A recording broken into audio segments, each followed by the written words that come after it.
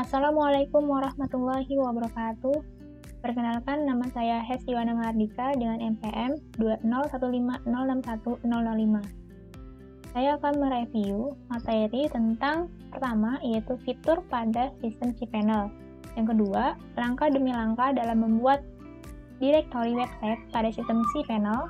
Yang ketiga, langkah demi langkah dalam membuat database menggunakan MySQL pada sistem cPanel. Hal yang pertama yaitu kita buka Chrome, lalu kita akses itlab.unila.ac.id/cPanel. Selanjutnya kita masukkan nama pengguna atau username dengan itlab unila AAC dan kata kunci informatika unila hashtag. Selanjutnya kita klik masuk.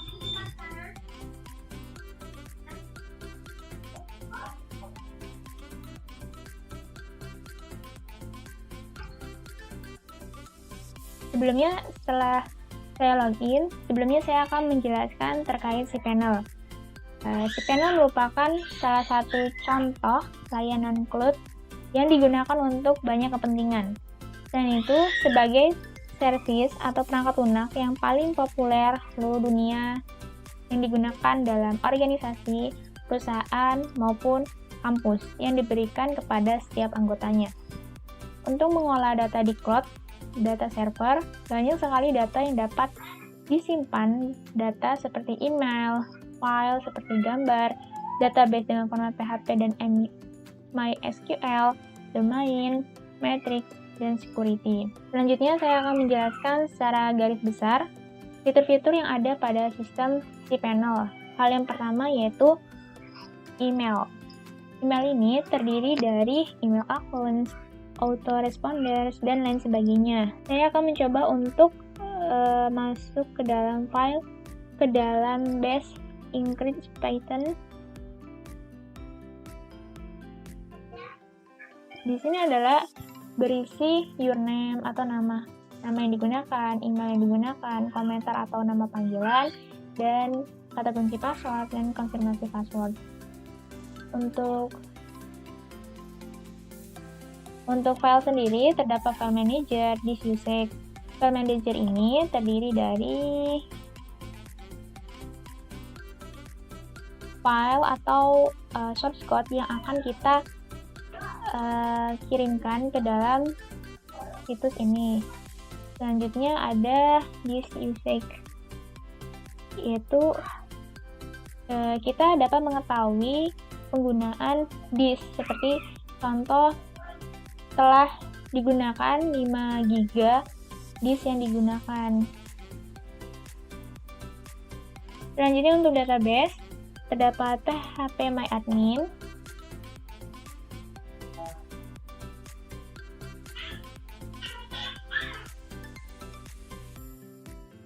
phpMyAdmin terdiri dari basis data, SQL, status, ekspor, impor, pengaturan variabel, karakter, mesin, dan plugin. Biasanya digunakan untuk kita melampirkan waktu,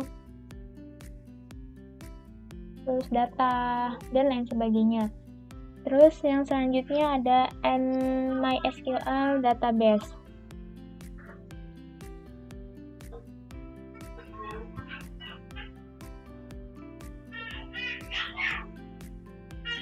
Di sini adalah akun yang kita gunakan dalam mengakses cPanel atau menggunakan file. Jika kita lupa, kita akan mengaksesnya melalui MySQL database. Selanjutnya terdapat domains yang terdiri dari set publisher, subdomains, dan lain sebagainya. Selanjutnya ada matrix, terdapat bandwidth. Bandwidth ini adalah kapasitas yang digunakan untuk menunjukkan trafik paket data dalam transmisi data. Tampilannya akan seperti ini. Selanjutnya ada security, terdapat IP blocker. IP blocker ini adalah fitur yang memungkinkan memblokir berbagai alamat IP dan mencegah mereka mengakses situs yang Anda miliki. Selanjutnya terdapat SSL atau TLS. SSL ini adalah digunakan untuk melihat status SSL domain dan dapat menampilkan atau download sertifikat yang digunakan untuk mengamankan satu atau lebih domain. Selanjutnya terdapat software yang terdiri dari PHP PurePancake, Optimize Website, dan lain sebagainya. Selanjutnya ada Advanced, terdiri dari cronjobs, ada Errorpax, TagDNS, dan lain sebagainya. Selanjutnya ada Preference, terdapat Change Style. Di sini adalah merupakan hal yang menarik karena Change Style ini digunakan sebagai pilihan gaya atau style antarmuka pada si panel. Jadi kita bisa menentukan sesuai dengan yang kita inginkan. Selanjutnya saya akan menjelaskan terkait langkah demi langkah dalam membuat direktori website pada sistem cPanel. Hal yang pertama yaitu klik File Manager.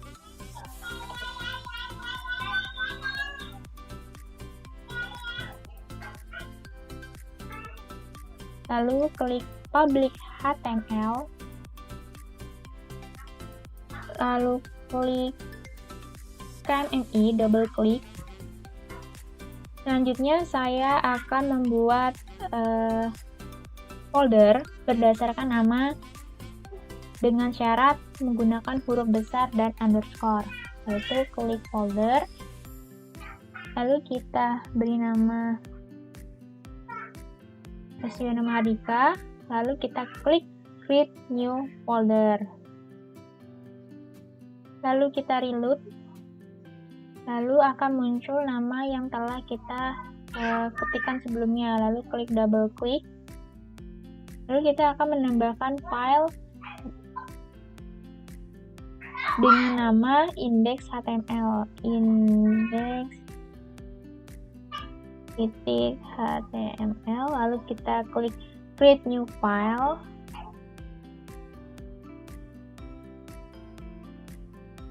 Maka karena sebelumnya saya telah membuatnya, maka tampilannya akan seperti ini. Lalu kita klik kanan, lalu edit. Selanjutnya akan tampil keyboard shortcuts yang digunakan untuk menuliskan shortcut jenis apa saja yang kita inginkan. Hal yang dapat saya lakukan yaitu menyalin shortcut yang sudah saya siapkan sebelumnya dengan format HTML.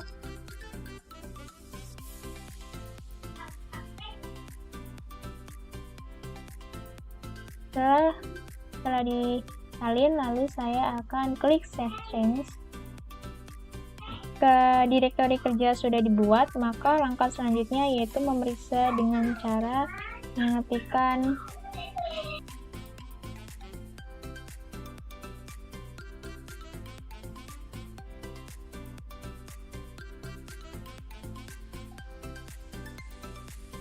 lalu akan tampil website seperti ini, yaitu algoritma searching data mahasiswa berdasarkan pencarian data diri mahasiswa berdasarkan nama. Saya akan mencoba dengan mencari nama Bunga, maka akan tampil seperti ini. Selamat mencoba. Selanjutnya saya akan menjelaskan langkah demi langkah dalam membuat database menggunakan MySQL pada sistem cPanel, di mana database sebagai isinya, sedangkan direktori sebagai wadahnya. Langkah pertama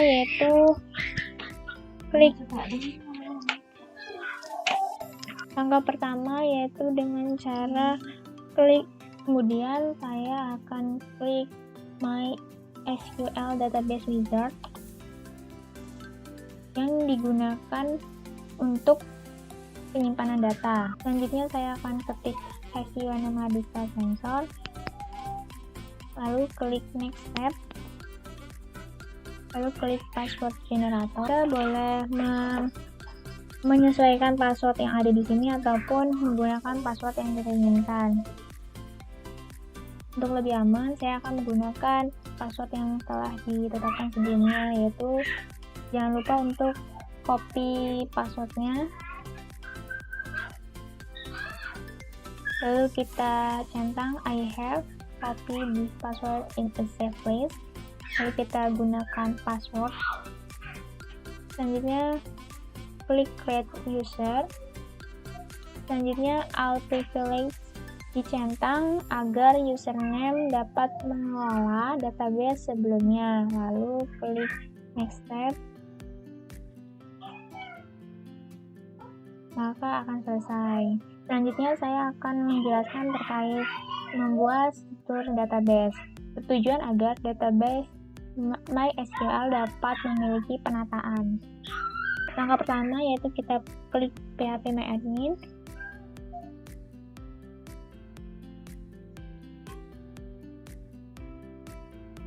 Lalu kita cari nama yang telah kita gunakan tadi. Lalu kita klik.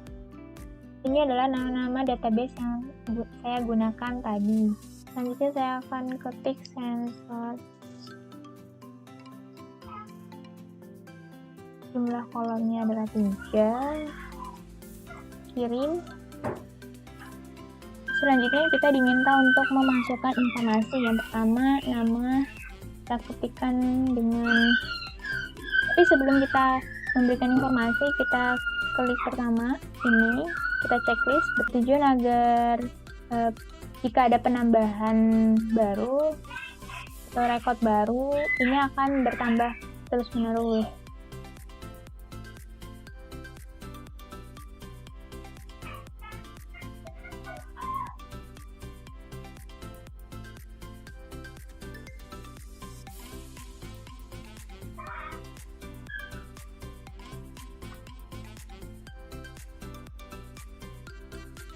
Setelah selesai, maka akan tampil tabel sensor jarak seperti ini.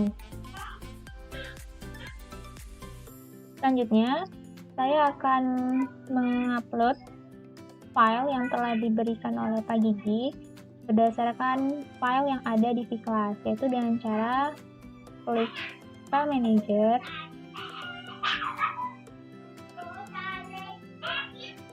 public HTML, lalu klik HKMNI, lalu cari sesuai dengan nama kita, double klik. Selanjutnya kita klik upload, lalu saya klik select file, lalu materi workshop IoT Ultrasonic. Lalu setelah selesai mengupload, maka file tersebut digunakan sebagai direktori yang saya miliki saat ini. Setelah di-upload, maka akan tampil seperti ini. Selanjutnya saya klik kanan, terus saya ekstrak file, lalu di reload, maka akan tampil file baru yaitu IoT. Double klik, maka akan terdapat file dengan format koneksi.php, yaitu digunakan untuk menghubungkan ke database. Selanjutnya klik kanan, klik edit, sesuaikan username dan password MySQL.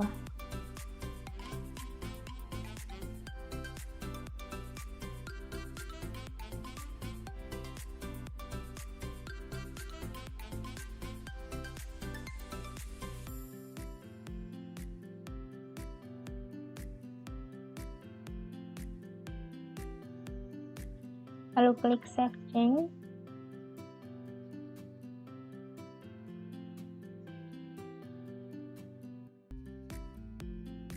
Lalu kita ganti user menjadi nama kita. Setelah selesai, maka kita save change. Selanjutnya untuk .php kita klik kanan, lalu kita klik edit. Maka ada sebuah source code yang artinya get, itu digunakan untuk dapat menerima data dari Arduino ataupun aplikasi lainnya terkait tentang jarak. Selanjutnya, jika koneksinya error, maka akan menampilkan connection failed. Tapi jika berhasil, maka sensor akan menampilkan jarak dan tanggal dengan tanggal yaitu now. Dan tidak lupa menambahkan sensor jarak. Setelah itu, kita klik Save Change. Demikianlah beberapa hal yang bisa saya sampaikan. Jika ada kekurangan, saya mohon maaf. Saya akhiri. Wassalamualaikum warahmatullahi wabarakatuh.